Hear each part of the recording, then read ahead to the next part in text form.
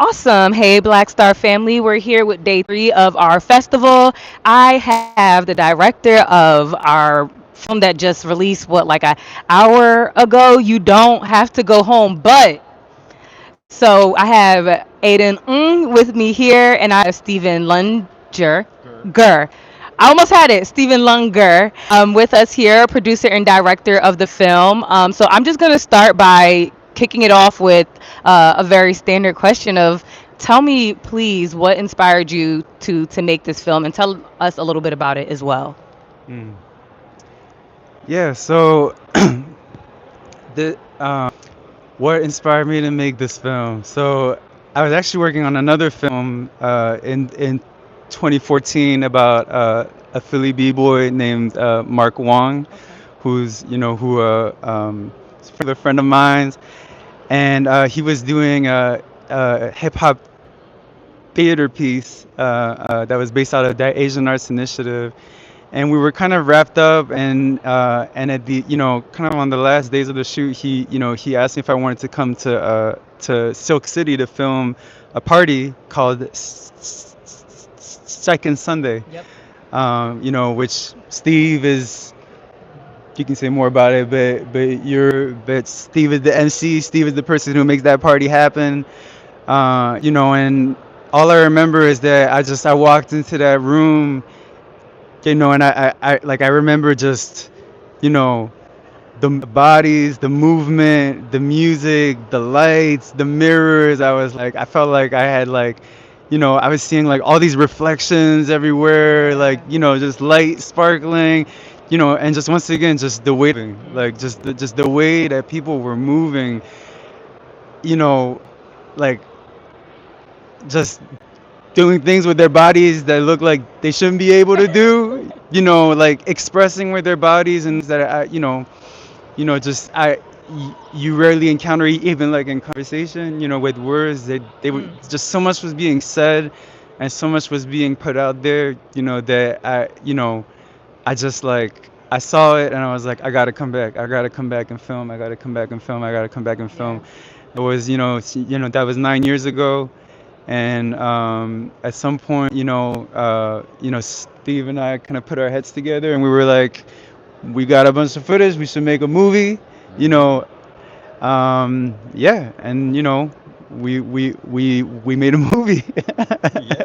Yeah, we made a movie. I mean, he said most of it. Like the inspiration is right here. Aiden, the videographer, the photographer, the artist, is the reason this exists. So yeah, I threw the party. I curated it. I hired the DJs and the judges, and sometimes I paid the photographers. So we've gone through several photographers, but Aiden has been very consistent.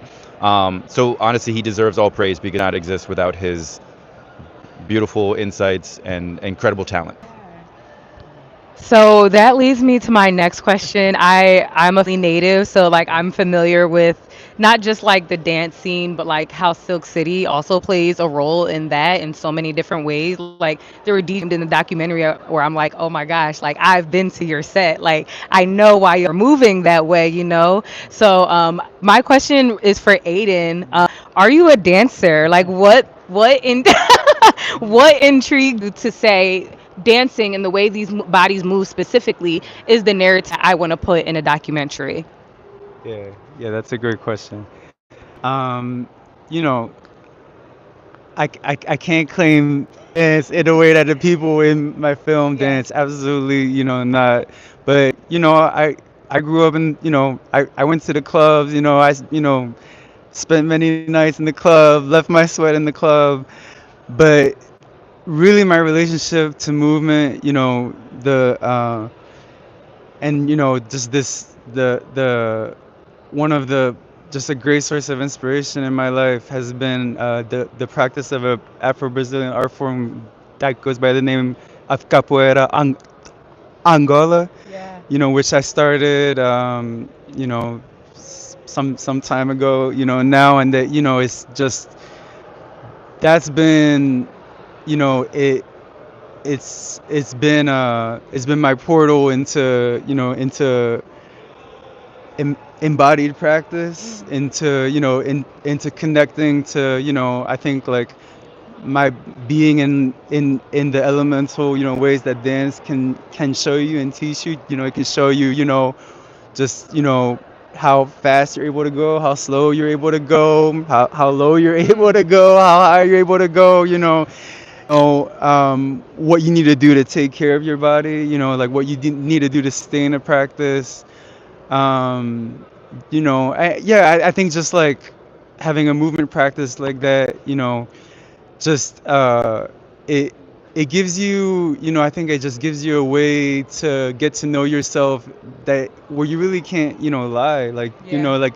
when you move, everything about you is said, whereas, maybe in speech or with words there's a way to finesse things. But I think, when somebody moves, you just, you know you might be saying stuff about yourself in spite of yourself, if that makes Yeah. sense. Yeah. So yeah, my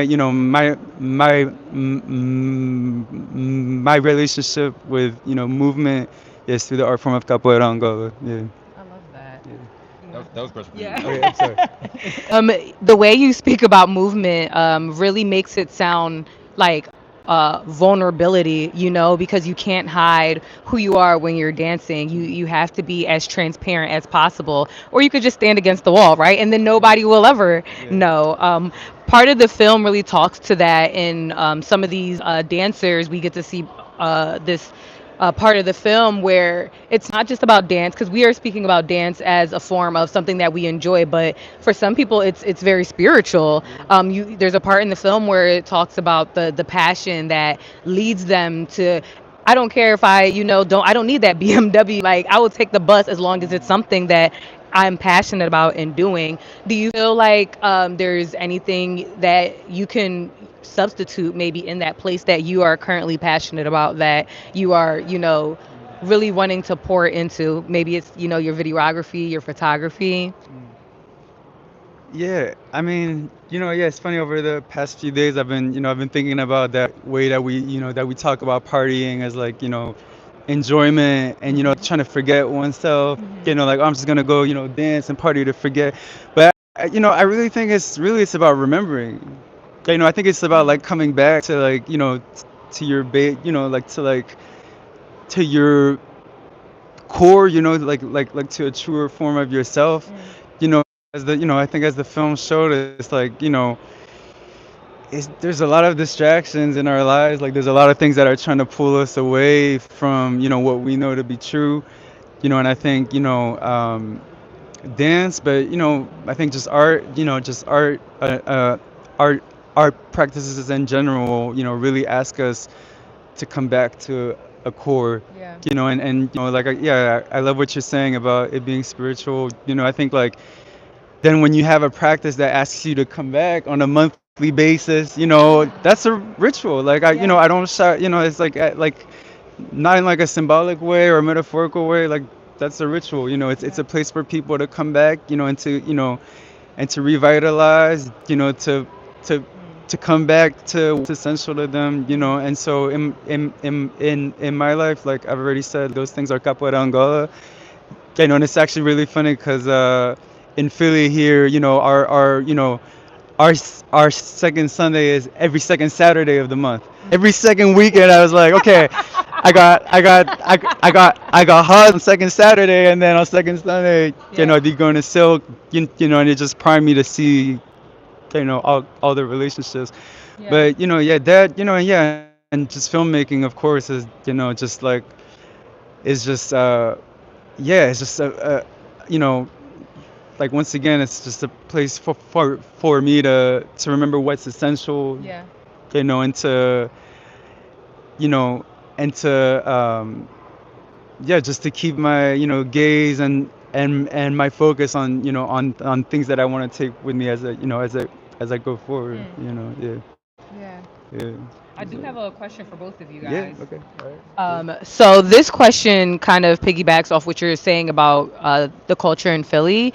I think dance culture has its own ethos in every city that you go to, but the Philadelphia ethos kind of pulls from different places while also being its own, and has lived for so long in different capacities. Like, it also extends to the skate rink, like there's a culture there for it. So, my next question is, in making this or in your conversations, do you feel like there has been like a burning need or desire for this story in particular to be told, this breaking scene, this underground scene that, like, it's almost like if you know type of thing? Do you feel like there has been a need to have the conversation though, because it is, important? It is revitalizing. People go there to like leave parts of themselves.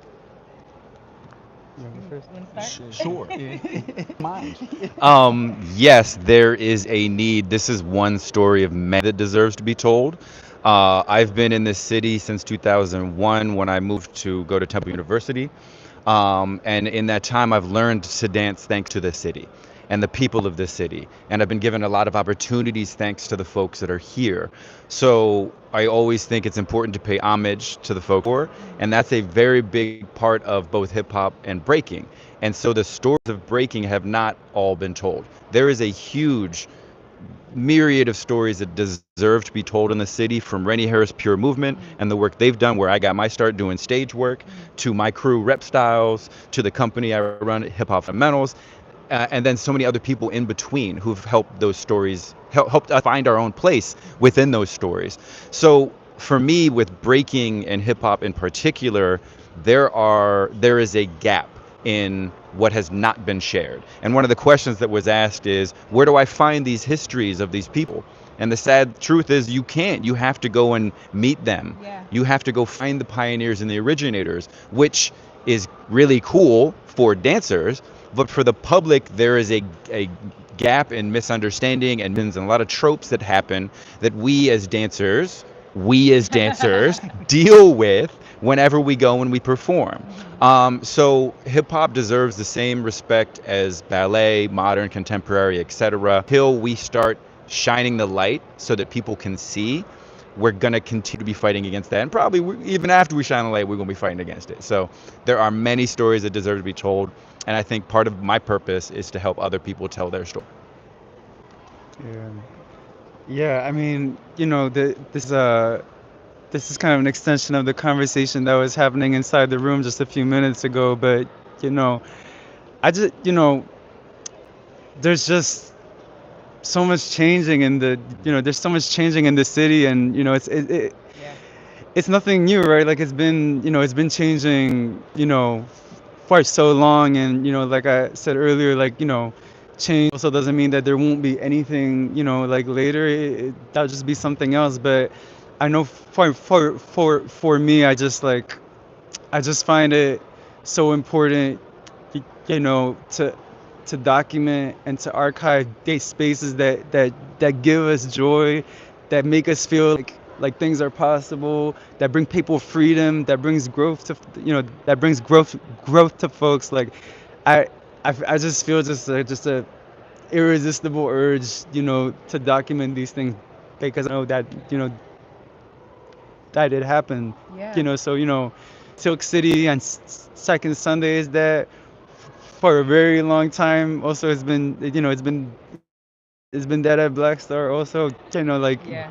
these are the kind of spaces that just you know they like people 100, 1,000 years from now more, they need to know that this happened, what it meant to people. Yeah. Yeah. Yeah. Yeah. Do I have time for one more question, Mariam? Okay, cool. I would love to know more about like you as the documenter who entered this space, and was so, your eyes open to like this new world, and you as the, orchestrator in a way. Can you talk a little bit more about, because you also said it started about 9 years ago. Talk a little more about the relationship that you guys have that was made it possible for this to come to life. Like, what did that look like for both of you? Let's see. Um, yeah, I mean, Steve and I were just kind of on a similar mission. Like, I mean, and long before I was documenting, dance, at Sunday, I know that Steve was taking pictures. Mm. Folks in the breaking scene. Like, I think we both, like, you know, I think we just both felt just how important it was. Y- y- we were on the same wavelength. I think we were also both on the same wavelength about what kind of story we wanted to tell about, about the dance community. Like, there's, I this film is by no means like the whole, story about, dance in Philly, or even the whole story about Sunday, or the whole story of any of the dancers. Yeah. I know that I portrayed is it's what I connected, with, felt like could resonate with folks. Um, but I think Steve and I, Steve, let me know if I'm wrong, but I felt like we both, knew that, we didn't want to share a polished, like a polished story about Philly and about dance in Philly. Like, we wanted to give it the same type of, grit and heartbreak, and real joy that's found here in the city. So I think, like, us, you know, already having that in common without really needing to, to talk about it much, and to get on the same page, I think is what made this collection just smooth sailing. Like, I think we're like, yeah, like like we already know what it's got to be. Yeah. So yeah, Steve, I'll if you add want, on yeah, for please, sure. please add on. Yeah, there's a good vibe because he's a person, and I think that it's important to say that being a good dancer doesn't mean that you're a good person. I've met a lot of people who are really talented at this dance, but no, sir, no, thank you. Um, we have a for the arts, right? I also do photography and videography. I do screenwriting. I dance. I make art. I sing poorly, but I try. Right? We not no, not for you. So our shared passion for this culture, and also because I came from outside the city, as did Aiden, right? So being here, I think there's also a connection in seeing that there's a need for this story to be told, and the people who live here are caught up in doing what they need to survive a lot of the time. And so I really feel like action is a combination of loving culture, loving art, and also loving the community that we've become a part of. And so, like, that central piece of being a part of this community and wanting to help it be raised up on a place where we can get more love, and so that other people can see what we see. I think that is a really big piece to why how we meshed. You for answering that. And you also touched on a lot of important points, like not being from the city or not like being from that culture, but like having the skills and the foresight to say, well, I want to do it for you. I want to like tell this story with you. I want to collaborate with you to take this story come to life. And I think that that's really important, and what makes the documentary feel like you can feel it, you can understand the passion behind it, and it's because everybody involved is working together and has that similar passion. We're gonna wrap up here, but I just want to ask before we end if you have anything you want the audience before we get out of here.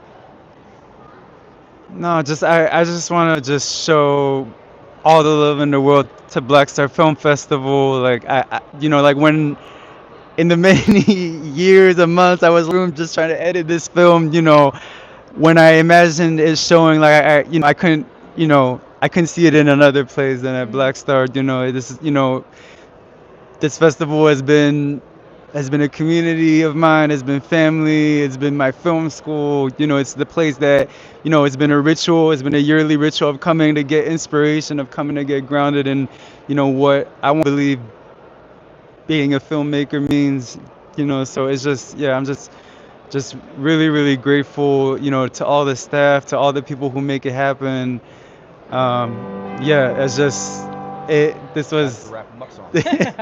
You don't have to go home, but I'm gonna pass it to Steve. Yeah. Yeah, real quick. You can be anything in this world. Be kind. And also, August 11th is the next second Sunday. We'll be back in, so you can come out and you can see our dance live. And then lastly, the first album I bought that was an album that I enjoyed from beginning to end is Mos Def Kweli Black Star. So there's your connection. Love that. love Yeah. that. Thank you both for sitting down with me. I enjoyed this conversation. If you want to know more about the film, please check out the Black Star website. We're going to get out of here. Please check into the Daily John that's going to be coming up next. Black Star out.